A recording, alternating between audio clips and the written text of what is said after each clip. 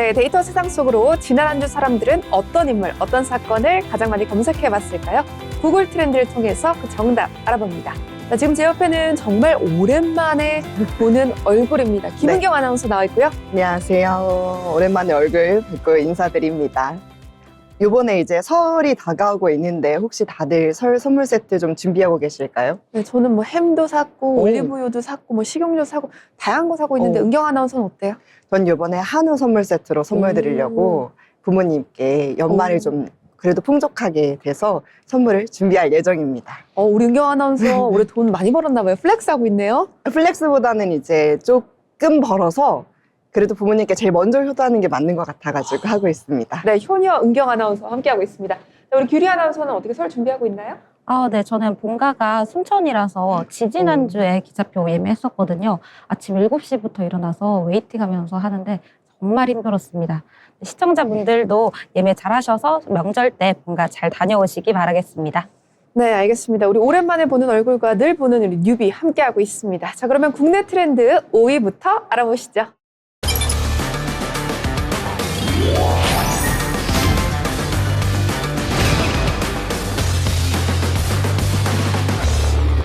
네, 프랭크 버거입니다. 프랜차이즈 버거집의 이름인데요.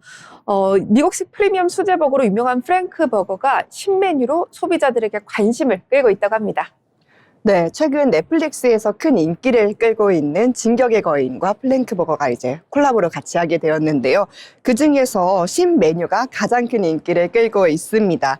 지난 1월 21일부터 판매를 시작했는데 작중 등장하는 조사 병당 망토 굿즈를 내놓으면서 지금 화면 보시면 오픈런 행렬이 보이는 걸 여러분들이 보실 수가 있을 겁니다.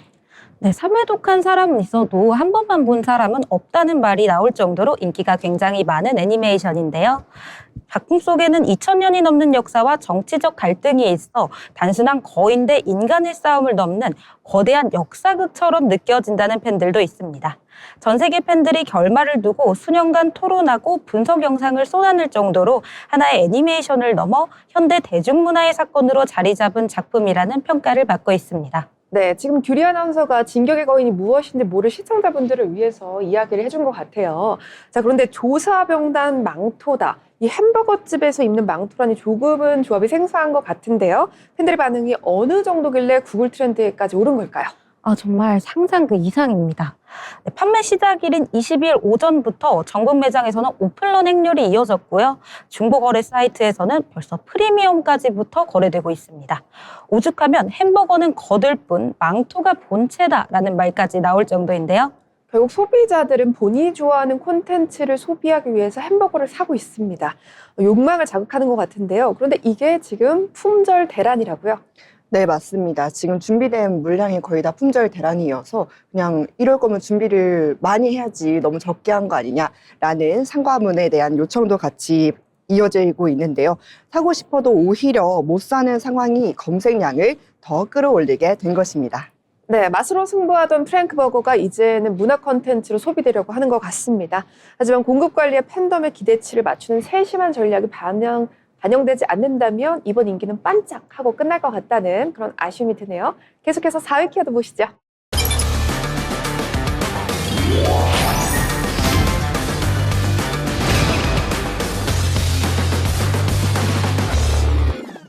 네, 이해찬 전 총리의 이름이 올랐습니다. 별세 소식이 생겼는데요. 민주당의 전략가, 시대의 킹메이커로 불렸던 분의 별세입니다. 네, 맞습니다. 이해찬 전 총리가 베트남 출장 중 향년 74세의 나이로 별세를 하셨는데요. 민주평등 베트남 운영협의회 참석을 위해서 호치민을 방문 중이셨는데 귀국을 준비하던 중에 공항에서 급격한 호흡 곤란 증세를 보이며 쓰러졌습니다. 현재 병원으로 긴급 이송이 되어서 심장 스텐스 수술을 받는 등 사력을 다해서 치료가 이어졌지만 지난 23일 오후 2시 48분에 세상을 떠나시게 되셨습니다. 네, 해외 공식 일정 도중 전해진 비보라 더 안타까움을 더하고 있는데요. 고인은 국회의원 7선을 지냈고 국무총리를 비롯해 당 대표까지 역임하며 여러 굵직한 국면마다 중심적인 역할을 해왔던 만큼 정치권의 반응도 빠르게 이어지고 있습니다. 네, 이해찬 전 총리는 1980년대에 가장 민주화 운동을 거쳐서 1988년대 국회에 입성하며 본격적인 정치 활동을 펼쳤습니다. 교육부 장관과 국무총리를 지내며 교육 개혁과 참여정부의 국정 운영을 이끈 핵심 인물로 평가를 받았는데요. 긴 정치 경력 동안 민주주의 제도화와 남북 관계의 제도적 틀을 다지는 데 기여한 인물이었습니다. 네, 장래는 고인의 업적을 기리면서 더불어민주당이 공동으로 주관하는 기간 사회장으로 치러졌습니다. 지난 27일부터 시작돼서 31일 오늘까지죠. 5일장으로 치러진 장례였습니다. 한 시대를 관통했던 정치인의 갑작스런 별세 소식, 조금은 아쉬운 마음이 드는데요. 계속해서 3위 키워드 보시겠습니다.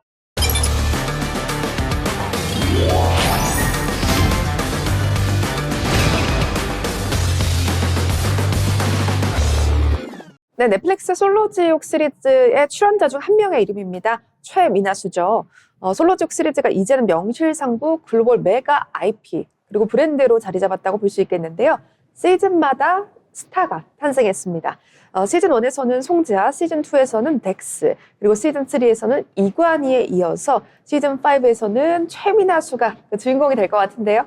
네, 맞습니다. 이번 시즌에 정말 독보적인 솔로지옥5의 스타성은 정말 최민아수라고 볼 수 있는데요. 이분에 대해서 간략하게 소개해드리면 1999년생으로 미국 명문 일리노이대에서 커뮤니케이션을 전공한 재원이고요. 2001년 미스 코리아 선을 거쳐서 2022년 미스 어스에서 한국인 최초로 우승을 차지하며 무려 세계 4대 미인 대회를 제패한 인물입니다. 단순한 외모뿐만 아니라 지적인 이미지와 유창한 영어 실력을 통해서 지성과 미모의 결정체라는 수식어가 붙어서 더 큰 화제가 됐습니다. 네, MZ세대가 그녀에게 열광하는 이유는 그 완벽함 속에 숨겨진 전략적인 카리스마 때문입니다. 최민아수는 과거 채널A 서바이벌 예능 입추쟁탈전 펜트하우스에서 이미 날카로운 두뇌 싸움과 지략가적인 면모를 보여준 바 있는데요. 이번 솔로지옥5에서도 자신의 감정을 숨기지 않고 솔직하게 표현하는 이른바 알파우먼의 정석을 보여줬습니다. 네, 그런데 이러한 솔직한 태도가 조금 문제가 되고 있는 것 같기도 합니다. 너무 여러 명의 남자에게 물론 연애 프로그램이긴 하지만 동시에 어필하는 거 아니냐 뭐 이런 이야기도 들리고 있고요. 또 미스 어스 당시 우승 소감에서는 굉장히 많은 사람들의 공감을 샀는데 그때와는 다른 이미지다. 너무 많은 사람들에게 본인 어필하는 거 아니냐. 공감하기 어렵다. 이런 반응들도 있어요. 네, 출연할 때 여러 명과 나가도 돼요? 이런 언급도 같이 했을 정도로 이후 시청자들의 반응은 연예 예능의 솔직함이라는 옹호와 공감의 기준과 어긋난다는 비판으로 반응이 극명하게 갈렸는데요. 이 수상소감에서는 공감의 진짜 의미는 상대방의 입장이 되어보는 것이라고 이야기를 하면서 진솔한 수상소감이라는 의견을 받았는데요. 솔로지옥에서는 자신에게 호감을 표현한 남자가 옆에 있는 상황에서도 다른 남자에게 다가가 귓속말을 건 장면 때문에 동시에 너무 여러 남자에게 플러팅을 하는 것 아니냐는 우려 섞인 시선도 있었습니다. 네, 이제 솔로지옥의 성과들을 보자면 시즌 1은 한국 예능 최초로 넷플릭스 글로벌 탑 10에 진입을 했었고요.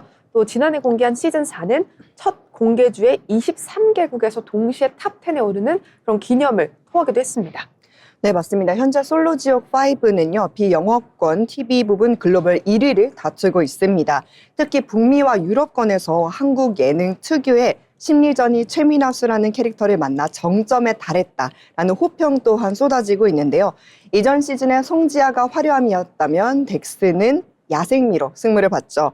최민아수는 압도적인 능력치와 당당함이라는 MZ세대의 워너비 요소를 충분히 완벽하게 충족시켜서 높은 시청률을 보유를 하게 되었습니다. 네, 흥미로운 점은 이러한 인기가 팬덤에서 그치지 않고 경제적 가치로도 환산되고 있다는 점인데요. 그녀가 착용한 패션 아이템은 전 세계적으로 품절 대란을 일으키고 있고 개인 SNS의 팔로워는 방송 시작 전보다 수백만 명이 증가하며 차세대 글로벌 인플루언서의 입지를 굳혔습니다.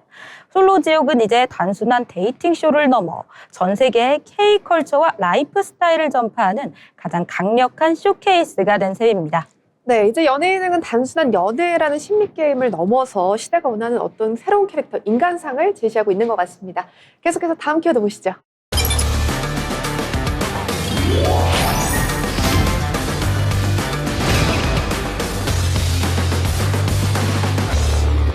네, 최근에 치러진 U23에 대해서 많은 분들이 궁금해하시는 것 같은데요.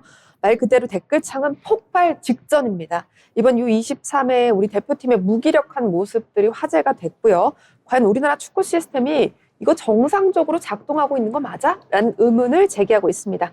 우선 베트남전 결과와 경기 내용부터 짚어주시죠. 네, 정말 믿기 힘든 결과였는데요. 6대7로 패로 하면서 유종의 미조차 거두지 못하며 4위로 마감을 했습니다.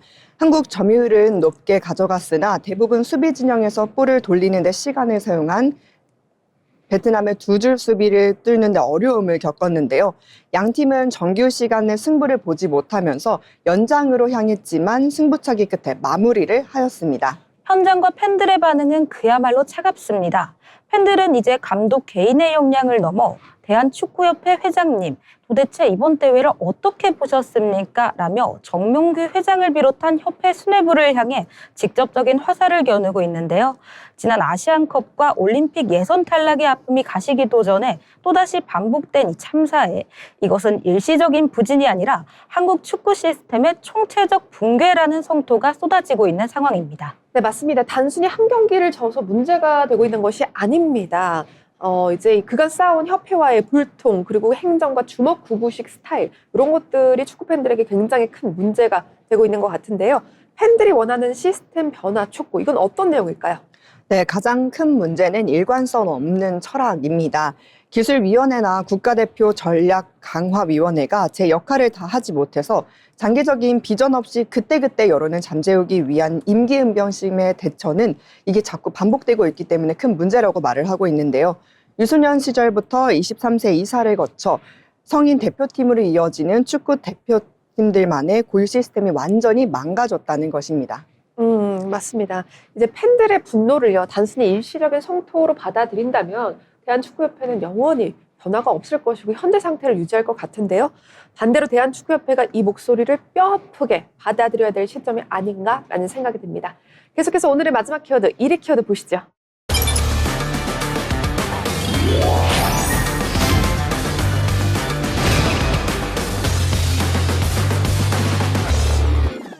네, 모두가 다 알고 있는 그 이름이 이제 1위 키워드가 됐습니다. 얼굴 천재 차은우라는 말이 너무 가슴 아프게 느껴지는 이번 시점인데요. 자, 아스트로의 멤버이자 배우인 차은우 씨가 연예계 최대 규모로 불리는 200억 원대의 탈세 의혹으로 논란의 중심에 서게 되었습니다. 성실, 청렴, 결벽, 그리고 잘생김 이런 이미지로 많은 사랑을 받아왔던 인물인데 거액의 탈세 의혹의 중심에 섰다는 점이 굉장히 큰 충격이에요. 네, 국세청이 이번에 고강도 세무조사를 진행을 하면서 추징 통보한 세금 규모가 약 200억 원입니다. 그래서 신고 노락본에 대한 가산세와 이자까지 포함된 액수인지 확인해 보니까 그 부분이 같이 포함이 된 액수라고도 밝혀졌고요. 이어 차은우 씨 모친 명의로 설립된 법인 하나가 있었는데 국세청은 이 법인을 실제 사업이 활동하고 있는 곳인지 아니면 소득 분산 목적의 페이퍼 컴퍼니인지를 문제 삼고 있습니다. 네, 이제 탈세 추징금에 대한 것이 200억 원이 아니라 괘씸죄 논란까지 번지면서 이제 더 돈이 붙게 되었다, 이런 이야기들이 있습니다. 네, 국세청이 지금 주목하는 부분은 단순한 신고 실수가 아니라 법인에 활용한 소득구조 자체의 적절성이라는 건데요. 특히 고소득 연예인임에도 불구하고 모친 명의의 법인을 통해서 수익이 처리된 점이 조세 회피 목적이 아니냐는 것이 가장 큰 의심을 받고 있습니다. 이 과정에서 고의성이 인정이 될 경우 세법상 불리한 판단을 잇는 이른바 괘씸죄가 적용이 되는 가능성까지 거론되고 있기 때문입니다. 네, 이에 대한 차은우 씨는 공식 입장을 내고 국세청 조사에 성실히 임하겠다는 뜻을 밝혔습니다. 군입대와 이번 논란은 무관하다며 회피 의혹에 대해서도 선을 그었는데요. 소속사 역시 최종 확정 사안은 아니라며 법적 절차에 따라 소명하겠다는 입장입니다. 네, 이런 탈세 의혹에 대해서 광고계에서도 발빠르게 차은우 씨를 손절하고 있다고 들었습니다. 그간 어마어마한 광고를 찍었거든요. 이미 신한은행과 스킨케어 브랜드 아비브는 유튜브 그리고 SNS에 게시되어 있던 차은우 씨의 광고 출연 영상을 싹 다 삭제했습니다. 네, 또 일부 패션 브랜드 역시 차은우 씨 관련 프로모션 콘텐츠를 비공개로 전환하거나 기존 게시물을 제거하는 등 노출을 최소화하는 움직임을 보여주고 있습니다. 업계 안팎에서는 이러한 조치가 아직 공식적인 계약 해지는 아니더라도 여론의 영향을 고려한 손절 성격의 비공식적 거리두기라는 평가가 나오고 있는데요. 일부 브랜드는 위약금 부담 가능성까지 거론되고 있습니다. 네, 거액의 추진 통보 그리고 가족 명예 법인 대중적 이미지까지 겹치면서 여론의 관심이 폭발한 차은우라는 키워드였습니다. 차은우 씨의 탈세 혐의 앞으로도 저희 방송에서 계속해서 올라오지 않을까 싶은데요. 지금까지 국내 트렌드였습니다.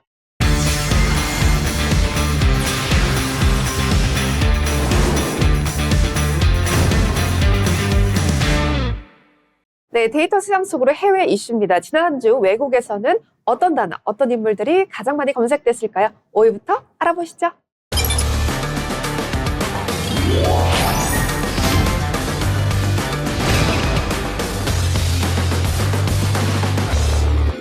네, 알렉스 호놀드입니다. 미국의 유명한 등반가 알렉스 호놀드가 무려 101층의 초고속 빌딩을 맨몸으로 오르는 장면이 넷플릭스 통해서 생중계됐거든요. 이것이 굉장히 큰 화제가 됐습니다. 네, 알렉스 호놀드는 겁없는 남자라는 별명을 지닌 암벽 등반가인데요. 2017년 미국 요세미티 국립공원에 엘캐피탄을 장비 없이 등반하며 단숨에 세계적인 스타가 됐습니다. 네, 이 도전은 단순한 기록을 넘어서 끝나지 않았는데요. 절벽 위에서의 긴장감과 심리 상태까지 그대로 남아낸 다큐멘터리 프리솔로가 공개되면서 알렉스 호놀드는 스포츠 선수를 넘어 하나의 문화 아이콘으로 자리를 잡았습니다. 네, 맞습니다. 그런데 이번에는 자연 암벽이 아닌 도심 한복판에 그것도 대만에 있는 인공 빌딩을 오르는 그런 기록을 세웠어요. 네, 무대는 대만의 랜드마크인 타이베이 101이었는데요. 알렉스 호놀드는 현지 시간 25일 보호장비 하나 없이 도전에 나섰고요. 92분 만에 높이 약 508m, 101층 꼭대기까지 오르며 등반에 성공했습니다. 네, 당시 그는 반팔과 긴 바지 차림에 미끄럼 방지를 위한 초크 주머니 하나만 찬 채 출발을 했는데요. 유리와 철골로 된 외벽에서 튀어나온 턱과 기둥, 금속 구조물을 붙잡으며 쉬지 않고 위로 올라가는 모습이 넷플릭스를 통해 생중계되었습니다. 네, 당시 현장 분위기가 굉장히 뜨거웠는데 더욱더 놀라운 것은 중간 발코니에서 잠깐 숨을 고르고 관중에게 중간에서 손을 막 흔드는 그런 여유까지 보였죠. 네, 정상에 오른 뒤에는 휴대전화로 셀카를 찍을 정도의 담담한 모습이었는데요. 알렉스 호놀드는 가장 어려웠던 건 침착함을 유지하는 것이었다라고 말을 했는데 하지만 결국 이게 내가 이걸 하는 이유라는 생각이 들었다라고 소감을 밝혔습니다. 네, 이번 알렉스 호놀드의 도전은 인간의 한계를 뛰어넘는 어떤 그런 육체적 도전을 통해서 전 세계 시청자들의 시선을 사로잡은 기행이었습니다. 자, 계속해서 다음 키워드 보시죠.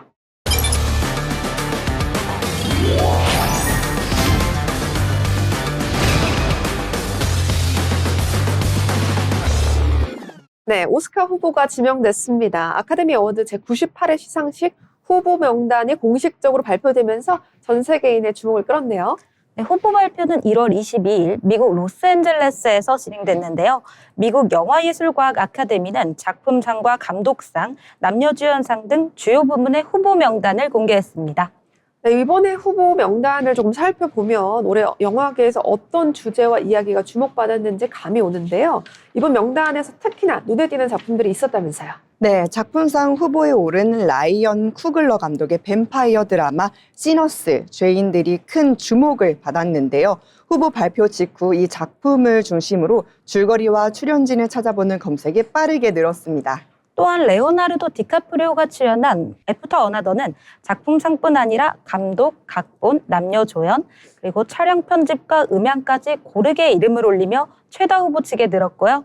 티모시 샬라메가 출연한 마티 슈프림도 작품상과 함께 기술 부문까지 폭넓게 올라 올해 레이스의 강자로 꼽힙니다. 네, 배우 경쟁도 매우 뜨겁습니다. 여우주연상에는 버고니아의 엠마 스톤, 햄넷의 제시 버클리, 센티멘털 밸류, 레탄의 레인베가 맞붙었고요. 한국 관객들에게도 익숙한 작품인 아바타 불과제와 쥐라기 월드 리버스는 시각 효과 부문에서, 주토피아2는 장편 애니메이션 후보로 올랐습니다. 네, 이제 말씀해주신 아바타나 주토피아 그리고 쥐라기 월드는 제가 영화관에서 너무나 재밌게 본 작품들인데 그런데 또 눈에 띄는 게 하나 있습니다. K-팝을 다룬 작품이죠. K-팝 데몬 헌터스도 후보에 올랐다고요. 네, 그렇습니다. K-팝 데몬 헌터스는 장편 애니메이션 부문과 주제 가상 부문 이렇게 두 개 부문의 후보로 이름을 올렸는데요. K-팝이 글로벌 대중문화를 넘어 영화예술의 소재로까지 인정받았다는 점에서 그 의미가 큰 것 같습니다. 네, 맞습니다. K-팝 열풍이 오스카까지 왔다는 건 대단히 한국인으로서 막 열정적이고 정말 광분할 수 있는 그런 일인 것 같습니다. 이제 관심은 3월에 열릴 시상식에서 어떤 작품이 최종 트로피를 거머쥘까 이것으로 이어지겠네요. 계속해서 다음 키워드 보시죠.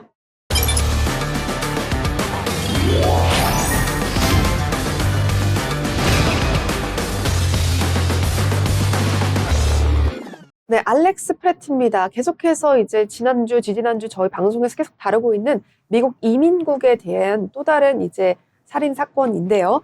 미국에서 국경 순찰대 총격으로 미국 시민이 또다시 사망하는 그런 사건이 일어났습니다. 네, 사건은 현지 시간 1월 24일 미네소타주 미니애폴리스에서 발생했습니다. 37살의 중환자실 간호사였던 알렉스 프레티에게 국경 순찰대원이 총격을 가했고 그는 현장에서 숨졌습니다.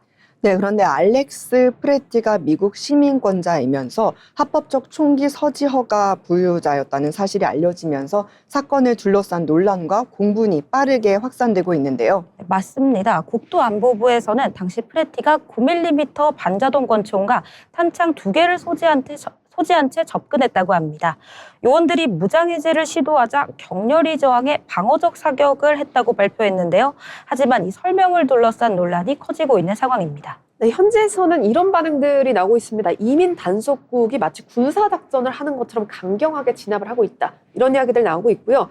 당시 상황에 담긴 영상 분석 결과가 있다면서요. 네, 뉴욕타임즈는 영상 분석 결과 프레티가 총이 아닌 휴대전화를 들고 있었던 것으로 보이며 제압된 상태에서 10발 이상의 총성이 들렸다고 합니다. 네, 이에 대해 팀월즈 미네소타 주지사는 국토안보부의 설명은 거짓말이라며 주정부 주도의 독립수사를 선언했는데요. 미니애폴리스 시장과 경찰국장도 영상이 스스로 말해주고 있다고 언급했습니다. 네, 알렉스 프레티 사건은 이제 이민 단속이 어디까지 허용될 수 있는지 또 공권력 사용의 기준이 무엇인지 미국 사회에 다시금 질문을 하고 있습니다. 계속해서 다음 키워드 보시죠.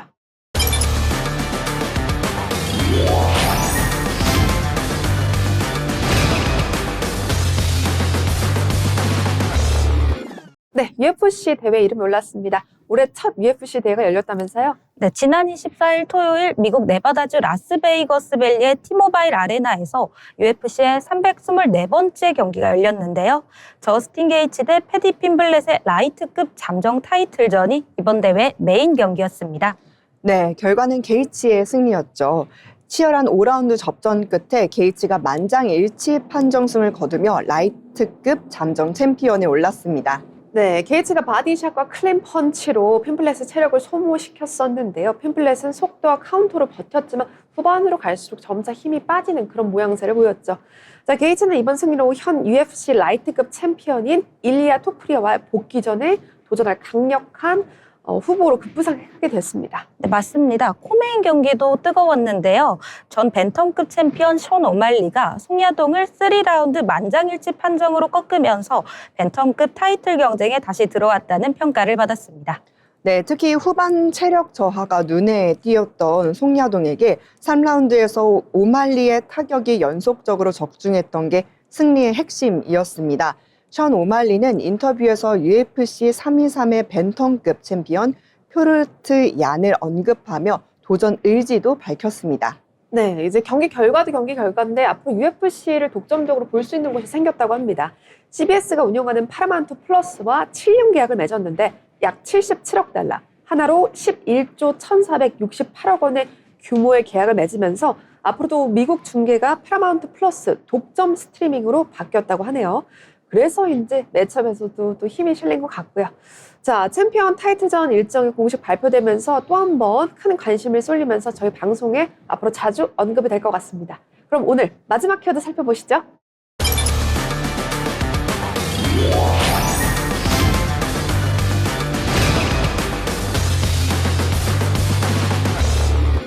네, 겨울 폭풍 경보입니다. 이렇게 단순한 단어가 무려 미국에서 500만 건 이상의 검색량을 차지해서 화제인데요.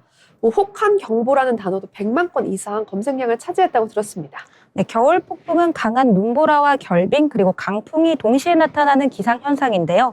미국 국립기상청은 델라웨어와 펜실베니아, 뉴저지 일부 지역에 겨울 폭풍 경보를 발령하며 각별한 주의를 당부했습니다. 네, 기상 상황이 악화되자 교통과 항공편도 직접적인 영향을 받았는데요. 1월 25일 하루 만에 미국 전역에서 항공편 3,000편 이상이 결항이 됐습니다. 델라웨어와 뉴저지 일부 고속도로는 선제적으로 통제됐습니다. 이거 하루에 3,000편이 결항됐다는 게 이거 엄청난 거거든요. 그쵸. 우리나라에서는 하루 평균 2,000편이 운항이 된다고 하는데 우리나라보다 훨씬 더 많은 숫자가 하루에 결항이 된 겁니다. 상황이 정말 심각했던 것 같은데 이번 겨울 폭풍의 규모는 어느 정도로 예상이 됐었나요? 네, 지역별 차이는 있지만 델라웨어 북부와 펜실베니아 남부에서는 8에서 12인치, 우리 기준 약 30cm 안팎의 적설이 예보됐는데요. 여기에 강풍이 겹치며 체감 온도는 영하 20도까지 떨어질 것으로 전망됐습니다. 네, 대형 겨울 폭풍 소식에 델라웨어 정부도 곧바로 대응에 나섰는데요. 매튜 마이어 델라웨어 주지사는 1월 23일 오후 5시 원터스톱 펀에 대비해 비상사태를 선포했습니다.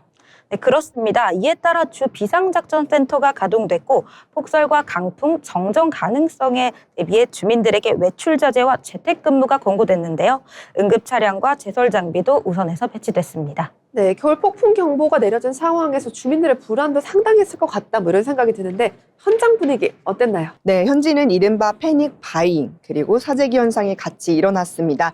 겨울 폭풍 예보 직후 텍사스 달라스와 대형 마트에서는 생수가 가장 먼저 돈이 났고요. 식료품과 생필품도 빠르게 소진이 됐습니다. 특히 달라스는 한파에 취약한 지역인데요. 과거 겨울 폭풍 때 정전과 수도 간 동파를 겪은 기억이 남아있어 이 불안한 심리가 사재기로 이어진 것으로 보입니다.